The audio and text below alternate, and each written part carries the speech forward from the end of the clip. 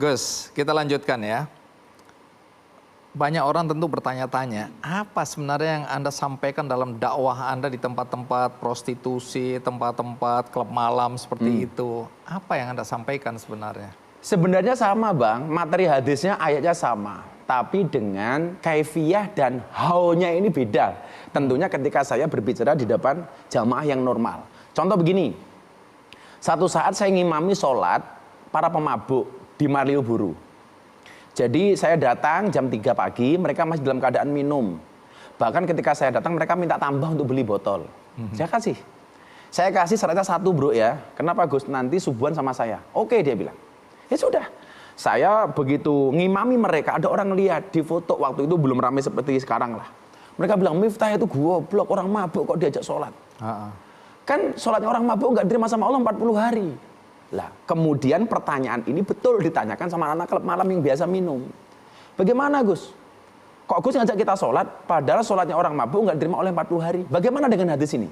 Saya jawab, bro mohon maaf, itu hadisnya orang normal. Sementara kalian abnormal. Kalau nunggu kalian nggak mabuk, sholatnya kapan? Ya kan? Terus mereka bilang, terus gimana? Ya sudah kamu sholat. Soal diterima apa enggak itu urusan Allah, bukan urusan kamu. Karena seringkali saya melihat kenapa dakwah itu gagal. Karena saya sering kali melihat kita itu sering menjadi hakim bagi kesalahan orang lain dan menjadi pengacara bagi kesalahan kita sendiri. Jadi apa yang kita lakukan salah kita bela. Kita benarkan. Kalau orang lain benar kita salahkan. Kita salahkan. Sebelum Mas Hani teruskannya, Allah menciptakan Miftah tidak untuk menjadi orang terkenal, tapi untuk mengenalkan Allah kepada mereka yang belum kenal. Menarik, karena ini pertanyaan yang akan saya tanyakan kembali ke Anda. Karena banyak sekali kemudian ustadz, kiai, ya, da'i, atau ulama yang kemudian menjadi selebriti. Ya. Mereka muncul di panggung-panggung menjadi sorotan. Tapi minta maaf Gus, banyak yang menilai keilmuannya dangkal. Ya. Ya. Jadi ilmu agamanya ini terbatas sekali. Nah, sekarang yang jadi pertanyaan ke Gus Miftah, ilmu agama Anda, latar belakang Anda dalam keislaman itu apa? Bisa dijelaskan? Saya di pesantren, pondok pesantren Bustanul Ulum, Jaya Sakti Padang Ratu Lampung Tengah, itu 6 tahun, dari sanawiyah sampai aliyah. Kemudian saya kuliah di IAIN, Institut Agama Islam Negeri, walaupun ijazah tidak saya ambil. Karena saya malu kuliah 4 tahun gelarnya hanya SAG. Sarjana agak gimana gitu, malu saya. Saya juga nyantri di pondok pesantren Nurul Huda Sragen, asuhan Abah Syarif Hidayatullah. Dan ada beberapa kiai yang kemudian saya belajar kepada beliau, termasuk Maulana Habib Lutfi bin Yahya Pekalongan. Kalau orang mengatakan ilmu saya pas-pasan, iya. Tapi saya mengatakan, seminimal apa yang saya miliki, semaksimal mungkin saya sampaikan, semampu saya. Maka saya nggak mau sebenarnya dipanggil kiai. Saya pun keberatan dipanggil ustadz. Ya saya menyampaikan apa yang saya bisa saja itu. Nah, Gus, sebelum kita lanjutkan, ada baiknya penonton mengenal lebih dekat siapa yang namanya Gus Miftah itu ya.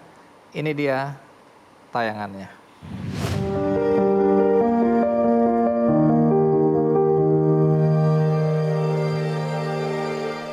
Memberi terang dalam kegelapan.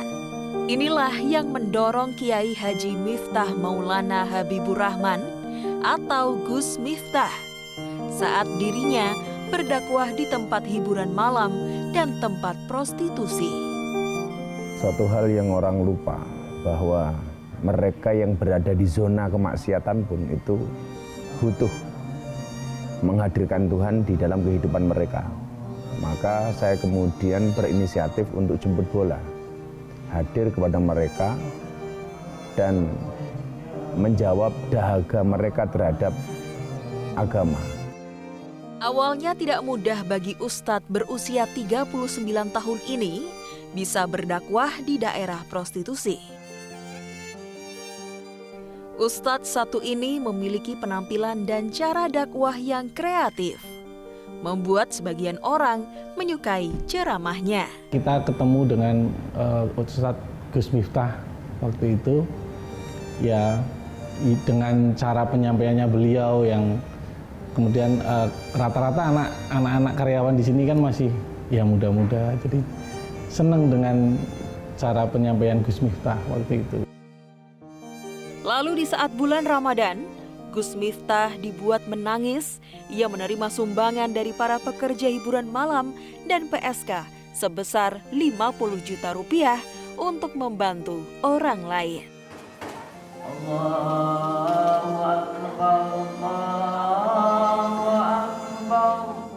Gus Miftah sempat tertipu 50 juta rupiah oleh temannya sendiri saat dirinya berniat untuk membangun masjid di rumahnya. Selain berdakwah, ia juga mendirikan pondok pesantren. Di pondok pesantren Ora Aji yang terletak di Kalasan, Yogyakarta, Gus Miftah membina ilmu agama para santri. Ada bandar narkoba, ada yang mantan germo, ada yang mantan copet, maling, dan lain sebagainya. Pernah terjerumus sih Mas, sempat jadi bandar narkoba juga, candu juga. Perubahan banyak sih Mas, yang awalnya nggak bisa sholat sama sekali, alhamdulillah sekarang bisa. Yang awalnya di luaran tidak pernah puasa, sekarang insya Allah puasa. Jadi bagaimana kemudian orang-orang yang hari ini termarginalkan, mereka disepelekan karena kemaksiatannya, karena kejelekannya, karena kejahatannya, itu hari ini mereka mampu kita ajak untuk belajar agama. Gus, tadi kan sempat kita singgung masa lalu Anda ya. Siap. Tadi Anda, saya nggak tahu bercanda atau tidak, pernah jadi marbot, ya, pernah jadi tukang kebun. Tapi yang saya dengar kan jadi tukang becak juga, Ya. gagal dalam usaha, bangkrut. Ya. Dan nanti saya akan tanyakan sejarah bagaimana sampai kemudian Anda bisa bikin pondok pesantren, tapi Anda juga atau mertua Anda pernah malu punya menantu seperti Anda. Iya. Sebenarnya nggak heran ya. Iya. Tapi kita masuk dulu ke tukang becak, itu benar itu. Iya.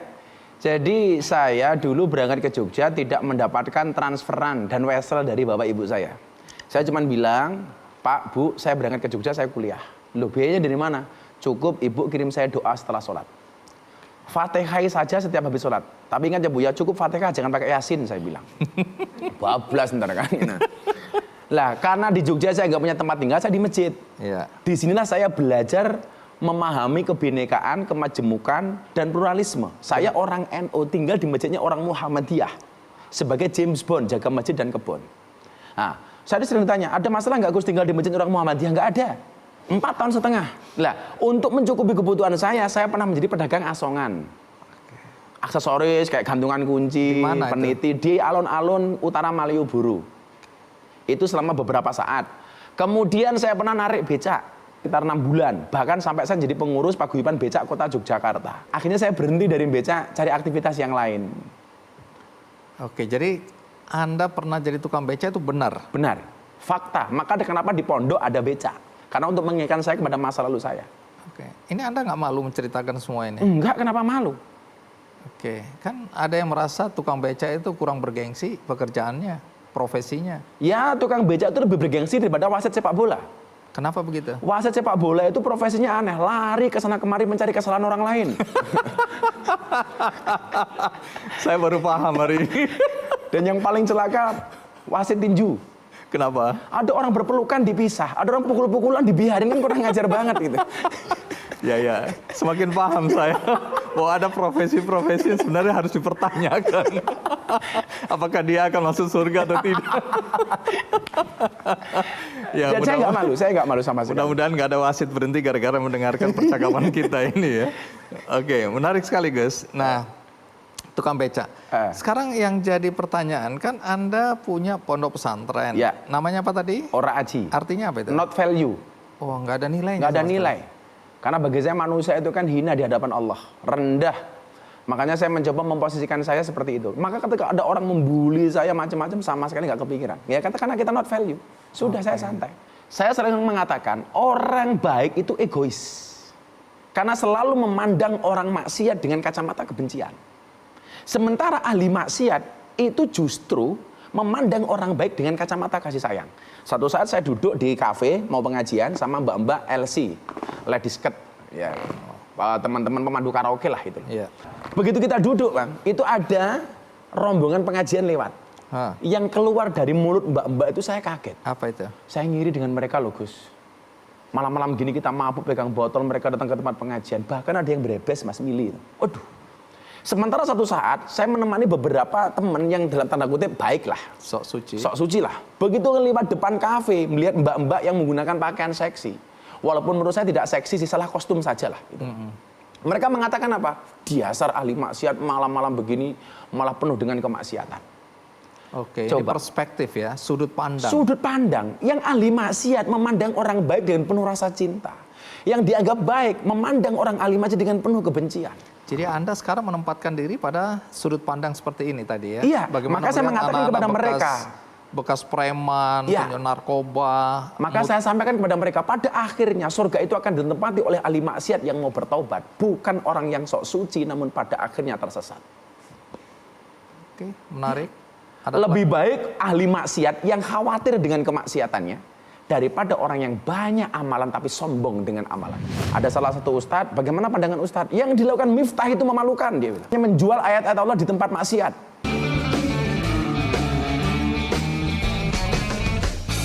Jelajahi cara baru mendapatkan informasi. Download Metro TV Extend sekarang.